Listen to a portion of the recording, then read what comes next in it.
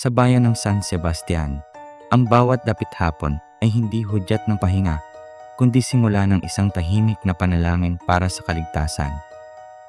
Ang baryo ay tila nalunod na sa takot dahil sa sunod-sunod na pagkawala ng mga sanggol. Ngunit sa gitna ng kadilimang ito, may isang figura na nagsisilbing tanglaw ng pag-asa, si Padre Severino.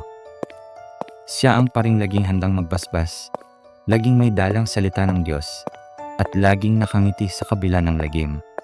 Subalit sa likod ng kanyang malinis na sutana, may nakakubling lihim na mas maitim pa sa gabi.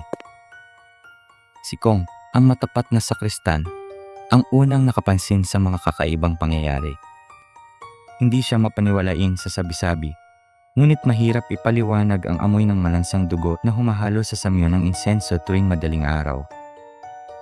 Isang gabi, nakita niya ang mga bakas ng lupang pula sa ilalim ng upuan ng pari, lupa na matatagpuan lamang sa sementeryo. Ngunit ang mas nakakapanghilakbot ay ang mga gabi ng kabilugan ng buwan.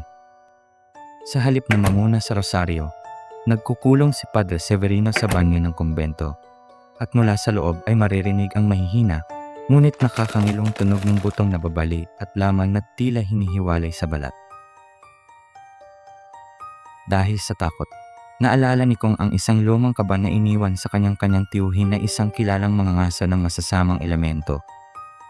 Sa loob ng kaban, nakabalot sa pulang tela, ay ang latigo ni Kong. Hindi ito karaniwang latigo. Gawa ito sa pinatuyong buntot ng pagi na hinaluan ng hibla ng pilak at binabad sa langis na pinitpit mula sa 7 klase ng halamang gamot at luya. Sinasabing ang bawat hibla nito ay dumaan sa orasyon at ang bawat hagupit ay hindi lamang sumusugat sa laman, kundi tumatagos sa pinakadiwa ng anumang nilalang na kumokontra sa batas ng kalikasan. Isang hating gabi, nagpasya si Kong na sundan ang kura. Nakita niyang lumabas si Padre Severino mula sa likod ng simbahan. Ang kanyang paglakad ay hindi na banayad. Bawat hakbang ay tila pagtalon ng isang gutom na hayop. Sinundan siya ni Kong hanggang sa marating nila ang dulo ng nayon, kung saan nakatira ang isang babaeng malapit ng mga anak.